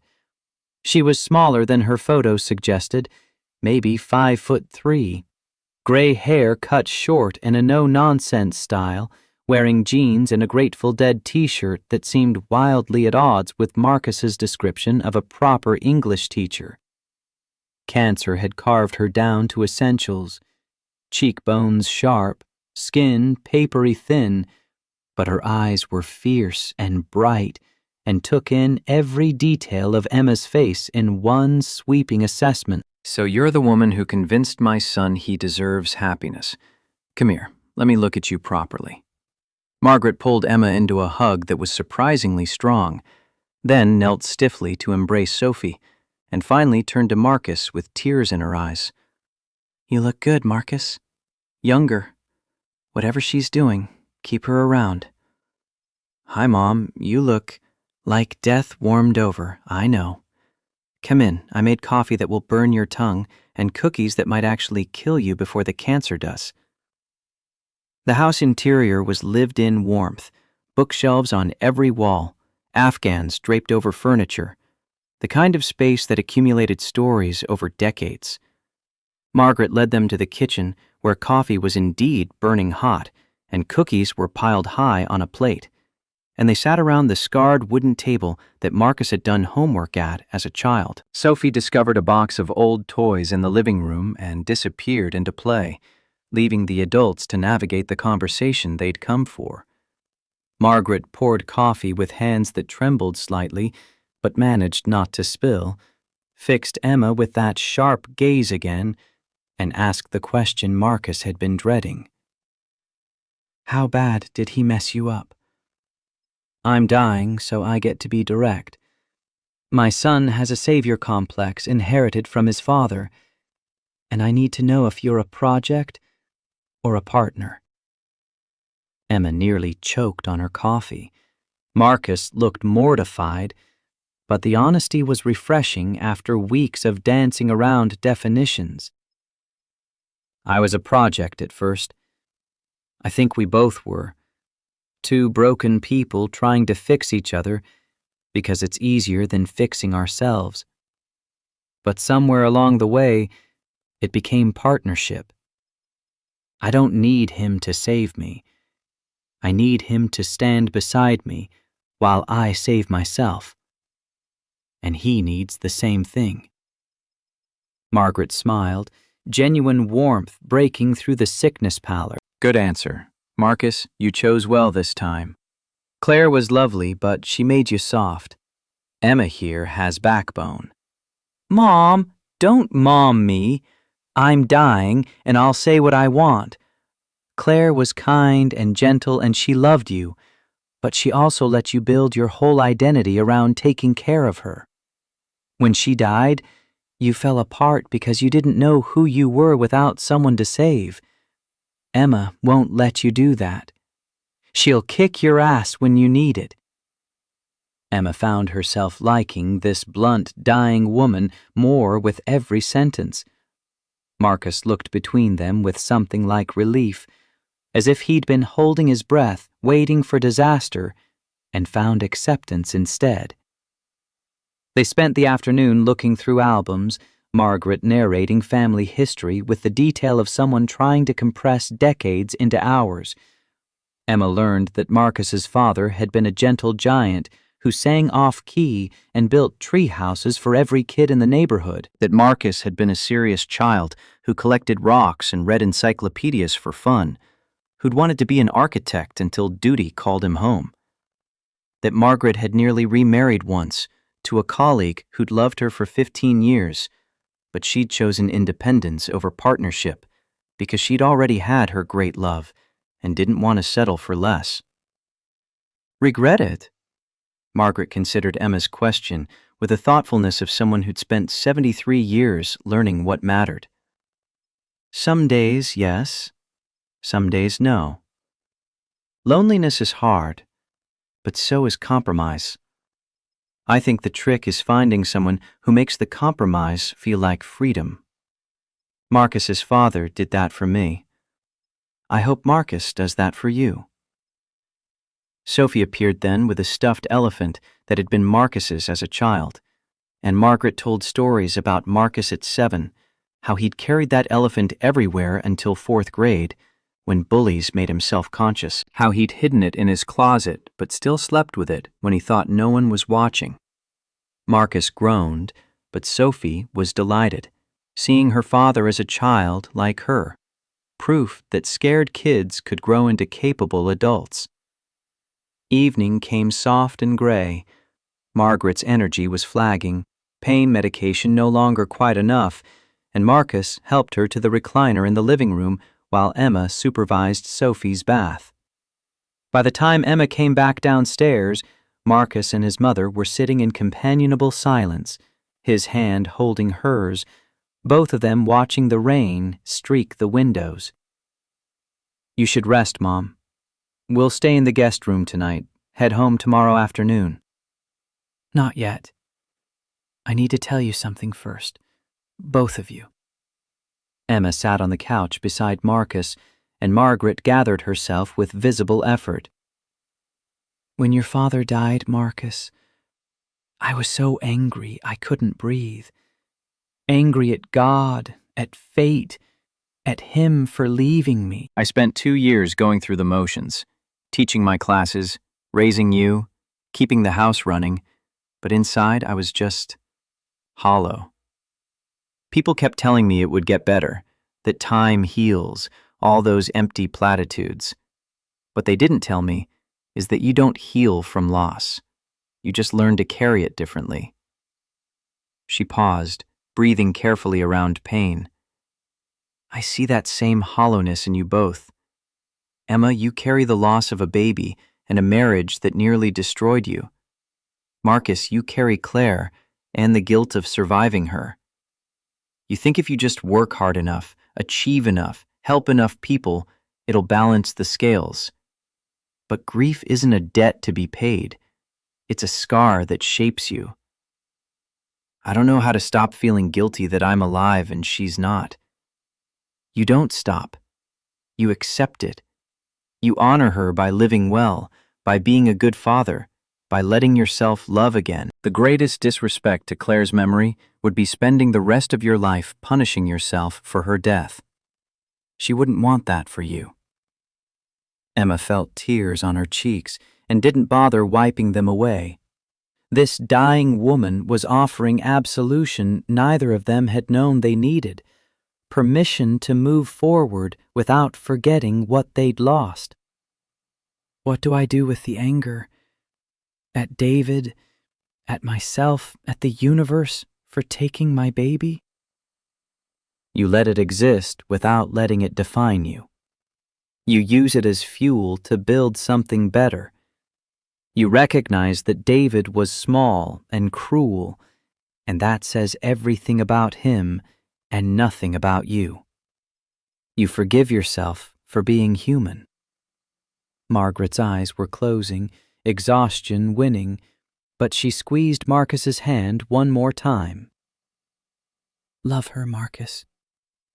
Love her without conditions, without trying to fix her, without making it about your need to save someone.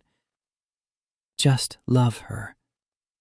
That's the only legacy that matters. They stayed 3 more days as Margaret's condition deteriorated rapidly. Pain management becoming hospice care, becoming the quiet waiting that precedes the end. Sophie was remarkable, sitting with her grandmother, reading books aloud, chattering about school and dinosaurs and whether heaven had ice cream. Margaret died on Monday afternoon, with Marcus holding one hand and Emma holding the other. Sophie asleep in the guest room, rain still falling like the world was crying with them. The funeral was small, held in the Methodist church Margaret had attended more out of community than faith. Colleagues came, former students now middle-aged with children of their own, neighbors who remembered Margaret's fierce kindness. Marcus delivered the eulogy with Sophie sitting in the front row holding Emma's hand, and Emma realized she'd never loved him more than in that moment, watching him honor his mother with honesty instead of platitudes, admitting their relationship had been complicated, celebrating the teacher who'd shaped hundreds of lives, including his own. They drove home Tuesday evening, Seattle's skyline emerging from rain-thick clouds like a promise, and Marcus was quiet in a way that felt different from before, not hollow, but contemplative, like he was processing something fundamental about who he was and who he wanted to become. She was right, my mother. I've been trying to earn the right to be happy instead of just choosing it.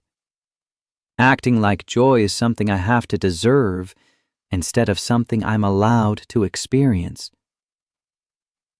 Emma kept her eyes on the road, giving him space to work through revelation. What does that look like? Choosing happiness. I don't know. Maybe it starts with asking you to move in. Really move in, not the guest room limbo we've been doing. Sophie loves you. I love you. I want to wake up next to you every morning and figure out this life together. No trial period, no professional boundaries, just us, messy and real. The words hung in the air between them, weighted with everything they'd survived to get here. Emma took the next exit, pulled into a gas station parking lot, and turned to face him properly. I'm terrified of losing myself again, of letting someone take care of me until I forget how to take care of myself. David did that slowly, turned support into control, and I can't. I don't want to control you. I want to build a life where we both get to be fully ourselves, where you keep working at the hospital because it matters to you, where I learn to ask for help instead of shouldering everything alone, where Sophie grows up seeing 2 adults who love each other without losing themselves. What if I mess it up? What if I panic 6 months from now and push you away because commitment feels like suffocation? Then we talk about it. We go to therapy. We figure it out. Emma, I'm not asking you to be perfect. I'm asking you to try with me. She looked at him in the fluorescent glow of the gas station lights. This man who'd started as a stranger in an emergency room and become someone she couldn't imagine living without, and made a choice that felt like jumping off a cliff, hoping wings would appear. Okay. Yes. I'll move in. But I'm keeping my apartment for 3 more months as a safety net, because I need to know I have somewhere to go if this falls apart. Deal. Keep the apartment, keep your job, keep every piece of independence you need. I'm not asking you to surrender, I'm asking you to share. They kissed in that parking lot, with Sophie asleep in the back seat and Seattle waiting ahead. 2 people who'd spent years protecting themselves from hurt, finally choosing the risk of love over the safety of solitude. Moving happened in stages. Emma brought clothes first, then books, then the small collection of things that made a space home. A quilt her foster mother had made, framed prints from a trip to Olympic National Park, the coffee maker that brewed exactly right. Marcus cleared space in his closet, his bathroom, his life, learning to share territory he'd kept carefully controlled since Claire died. Sophie was ecstatic. She helped Emma unpack, assigned her a shelf in the living room for her books, drew a new family portrait where all 3 of them were smiling. The nanny arrangement officially ended, and Emma became something harder to define. Partner, co-parent, the person who showed up for soccer practice and made lunches and reminded Marcus he didn't have to carry everything alone. For 6 weeks, things were almost easy. They developed routines, Emma working her hospital shifts while Marcus juggled construction projects, both of them tag-teaming Sophie's autism therapy appointments and school events. Evenings spent cooking dinner together while Sophie did homework at the kitchen table. They argued occasionally, usually about Marcus working too late or Emma pushing herself too hard. But they argued and then talked it through instead of letting resentment calcify into distance. Emma kept paying rent on the studio apartment, checking on it every few weeks like visiting a past self she wasn't quite ready to let go. Marcus never commented on it, understanding that safety nets served a purpose even when you weren't planning to fall. Then the hospital called Emma into the director's office on a Tuesday morning, and everything shifted. Dr. Patricia Morrison was a formidable woman who'd run Seattle Children's Hospital for 20 years, turning it into one of the top pediatric facilities on the West Coast. She sat behind her desk with Emma's personnel file open, reading glasses perched on her nose, and gestured for Emma to sit. Your performance reviews are exceptional. Your patient satisfaction scores are the highest in the emergency department. Your colleagues describe you as reliable, competent, and compassionate. So I'm confused why you're working part-time when you could be running a unit. Emma hadn't expected this conversation. She'd assumed the part-time arrangement would limit her advancement, had made peace with that trade-off for the sake of work-life balance. I have responsibilities outside work, a child who needs consistent care. Your partner's child, according to HR. Sophie Hartwell, 7 years old, mild autism. Patient here 3 years ago when you treated her in the ER. That's how you met Marcus Hartwell. It wasn't a question, but Emma nodded anyway, wondering where this was going. I'm not concerned about the relationship. I'm concerned about wasted potential. Emma, you're one of the best nurses I've seen in 2 decades. But you're limiting yourself to stay available for a family that isn't technically yours. Have you considered what you want beyond caretaking? The question landed like a physical blow. Emma had spent so much time rebuilding her life around helping others, patients, Sophie, Marcus, that she'd stopped asking what she wanted for herself. I don't know. Then figure it out. I'm offering you a position as the clinical coordinator for the pediatric emergency department. It's a leadership role, administrative work mixed with direct patient care. salary increase of 40%, full benefits, and it would position you for a nurse practitioner program if you wanted to continue your education. But it requires full-time commitment, 40 to 50 hours a week. I need an answer by Friday. Emma walked out of that office in a daze, the offer rattling around in her brain alongside every fear and aspiration she'd been ignoring. She wanted the position, wanted the validation that she was more than just someone's girlfriend who also happened to be a nurse, wanted the challenge and growth and recognition of her skills. But wanting it felt like betraying the life she'd built with Marcus and Sophie, like choosing ambition over the fragile stability they'd created. She didn't tell Marcus immediately. Spent 3 days processing, talking to colleagues, visiting her empty apartment, and sitting in the silence, trying to hear her own voice beneath the noise of expectation. On Thursday night, she found Marcus in his study going over construction contracts, and the words came out rougher than she'd planned. The hospital offered me a promotion. Clinical coordinator. It's a big job, full-time, and I don't know if I can do it without failing Sophie. Without failing us. Marcus set down his pen, giving her his complete attention, and his response was immediate. Take it.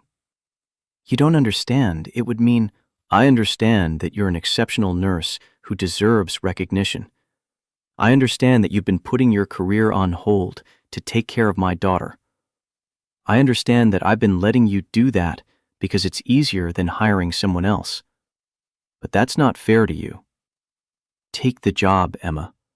We'll figure out the rest. Sophie needs consistency. She needs someone who understands her. I can't just... Sophie needs you to be fulfilled and happy, not resentful and stuck. We'll hire a nanny for after school. We'll adjust. But you don't get to use my daughter as an excuse to play small. The accusation stung because it was accurate. Emma had been hiding behind Sophie's needs, using caretaking as armor against the vulnerability of pursuing what she actually wanted. What if I fail? What if I take this job and realize I'm not leadership material? What if I'm so busy I stop being present for either of you? Marcus stood and crossed to where she hovered in the doorway, pulling her into the study and closing the door so they could have this conversation without Sophie overhearing. Then you'll fail, and we'll adjust, and you'll try again. Emma, you can't build your life around preventing loss. You can't protect yourself from failure by never taking risks. I learned that watching my mother die, she regretted the safe choices more than the bold ones. Don't let fear make you small. I'm not trying to be small. I'm trying to be reliable. You can be both. You can chase your ambitions and still show up for us. The only person telling you it's either or is you. Emma felt the truth of it settle in her chest, uncomfortable and undeniable. She'd internalized David's voice, the one that said her career was selfish, that ambition made her a bad partner, that choosing herself meant abandoning the people she loved. But Marcus was offering something different. Permission to want more. Support without conditions. The kind of partnership she thought was fiction. I'm scared. Good. That means it matters. Take the job. Be scared.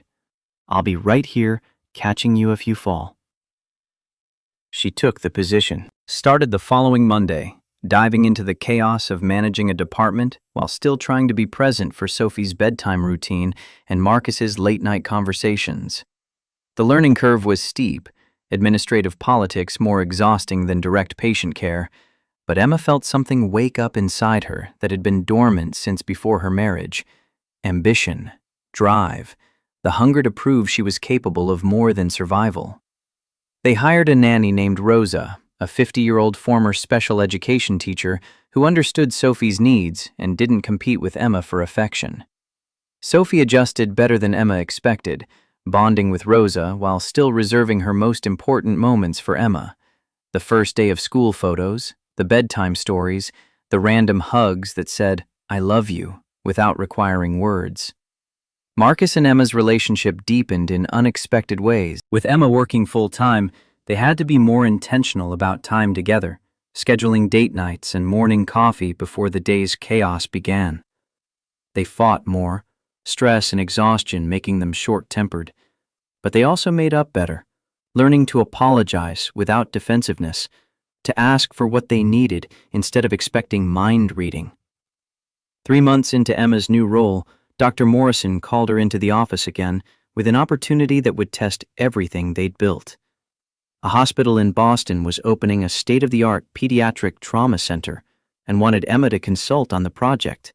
6 months on site, flying home once a month, significant pay increase, career-defining experience. Emma's first instinct was to say no without discussing it. Boston was 3,000 miles away. Sophie was 8 years old and thriving with the stability they'd created. Marcus's business was rooted in Seattle. Saying yes meant disrupting everything for her ambition, but she was learning that partnership meant bringing hard conversations to the table instead of making unilateral decisions. Learning that love didn't require martyrdom. Learning that the people who truly cared about you wanted you to grow, even when growth was inconvenient. She told Marcus that night, braced for disappointment or subtle pressure to decline, and what she got instead was his immediate response. "What do you want to do?" "I want to take it. I want the experience and the challenge and the chance to build something from the ground up. But I also want to be here, with you and Sophie, and I don't know how to do both." Marcus pulled up his laptop, started researching schools in Boston, housing options, the logistics of temporarily relocating a construction business. Emma watched him work, confused and overwhelmed, until he looked up with a grin. "What if we all went? For 6 months. Sophie could do 3rd grade in Boston, experience a different city. My company has regional managers who can handle Seattle projects. We make it an adventure instead of a sacrifice." "You'd uproot your entire life for my job?"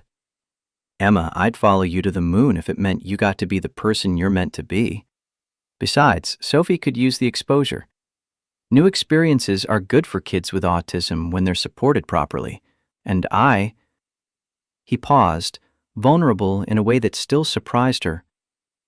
"I want to be the kind of partner who enables dreams instead of limiting them. My dad did that for my mom, and it's one of the things I admired most about him."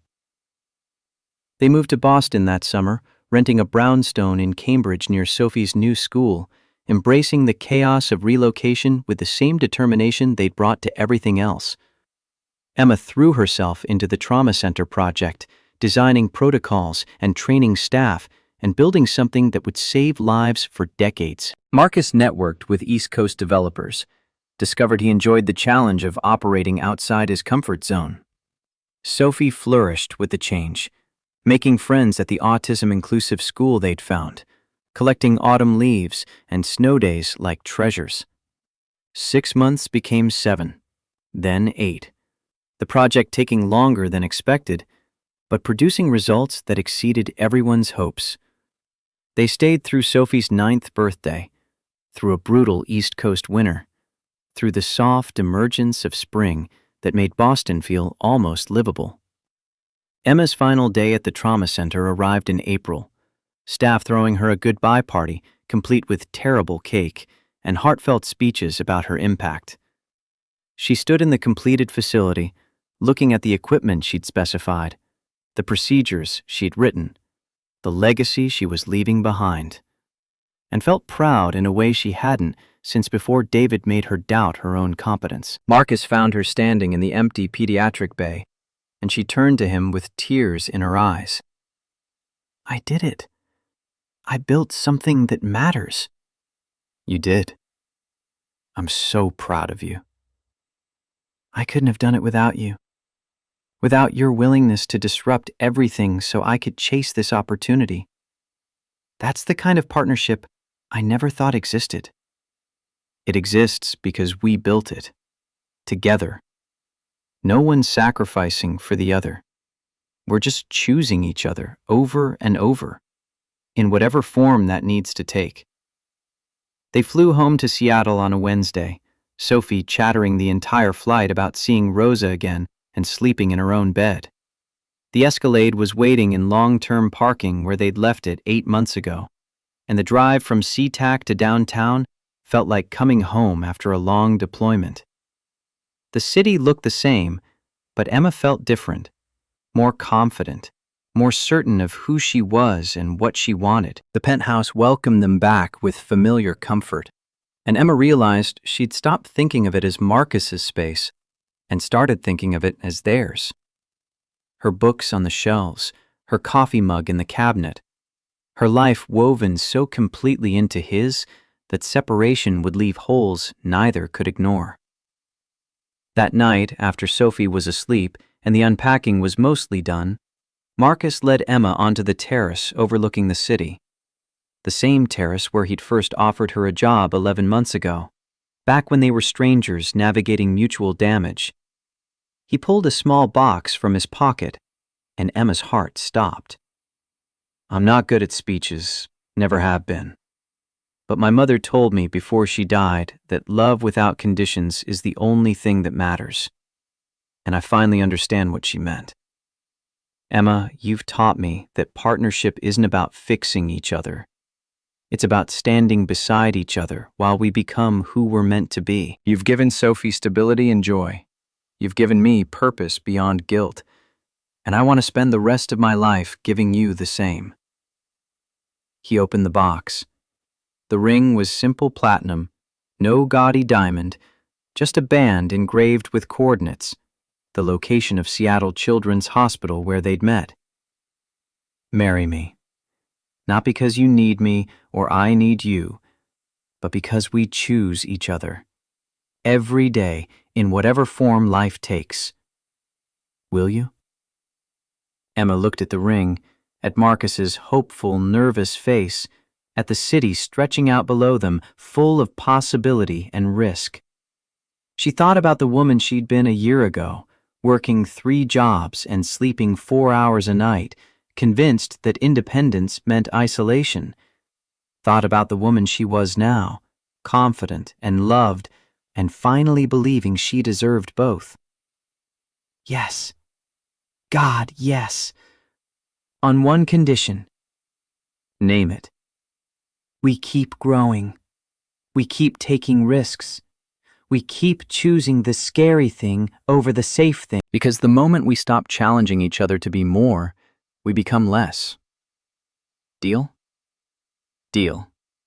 He slid the ring on her finger and kissed her while the city lights sparkled, and Sophie probably wasn't actually asleep, but was definitely watching from her bedroom window. They stood on that terrace planning a future neither had thought possible a year ago. 2 people who'd learned that the bravest thing you can do isn't protecting yourself from pain. It's opening yourself to joy despite knowing loss is inevitable. 6 months later, they married in a small ceremony at the courthouse. Sophie as flower girl wearing a dress covered in dinosaurs because compromise. Marcus in a suit that fit perfectly. Emma in a simple white dress she'd found at a vintage shop. Rosa and Dr. Morrison were witnesses, and afterward they had pizza at Sophie's favorite restaurant because fancy receptions felt performative for people who'd already built a life together. Emma never gave up the studio apartment, though she eventually sublet it to a nursing student who needed affordable housing. Having it there felt important, a reminder that she could leave if she needed to, that staying was always a choice.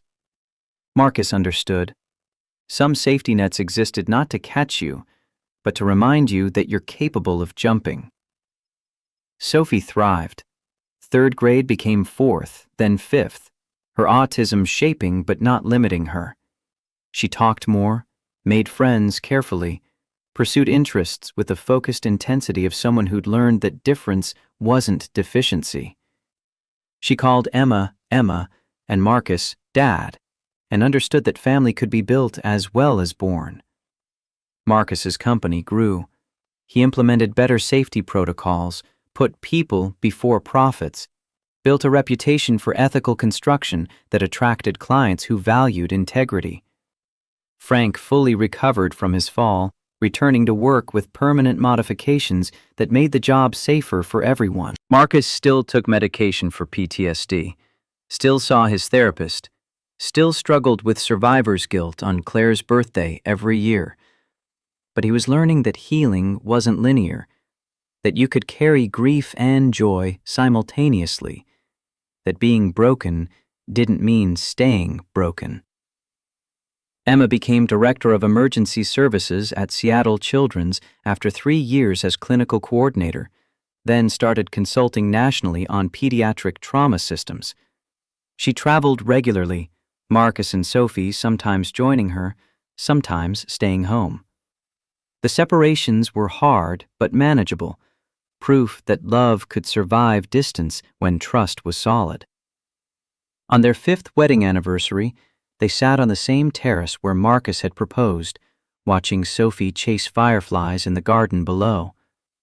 Emma leaned against his shoulder, Marcus's arm around her waist, both of them tired from work and life and the beautiful exhaustion of building something real. Do you ever regret it, marrying someone so complicated? Marcus pulled her closer, pressing a kiss to her temple. Every day. But I regret the alternatives more. Life without you would be simpler and emptier and completely unacceptable. So yeah, I'll take the complication. Good answer. I learned from the best. Below them, Sophie caught a firefly and held it carefully in her cupped hands, examining the bioluminescence with scientific precision before releasing it back into the evening air. She looked up at them and waved, her face bright with the unself-conscious joy of a child who knew she was loved completely. Emma waved back and thought about all the versions of herself she'd been, the nurse running on empty, the divorced woman rebuilding from wreckage, the partner learning to accept love without conditions. She thought about Marcus's mother telling them that grief was a scar that shaped you, and realized scars could be beautiful when they told the story of survival. What are you thinking about? That sometimes the people who save us are the ones we let stand beside us while we save ourselves. That courage isn't the absence of fear, it's choosing connection despite it. That I love you more than I thought possible, and it still scares me every single day. Marcus tightened his arm around her, and when he spoke, his voice was thick with emotion. Fear means it matters, and mattering is the whole point. So let's keep being scared together. Let's keep choosing the terrifying thing. Let's keep building this life, one brave decision at a time. They sat there as the sky darkened and the fireflies multiplied. Two people who'd learned that the greatest act of defiance against loss isn't avoiding it. It's loving anyway, fully and without reservation, knowing that every moment of joy is worth the inevitable grief. And in that knowledge, they found something neither expected. Not happiness exactly, but its more durable cousin. Contentment earned through risk, partnership forged in fire, the quiet certainty that they were exactly where they were meant to be.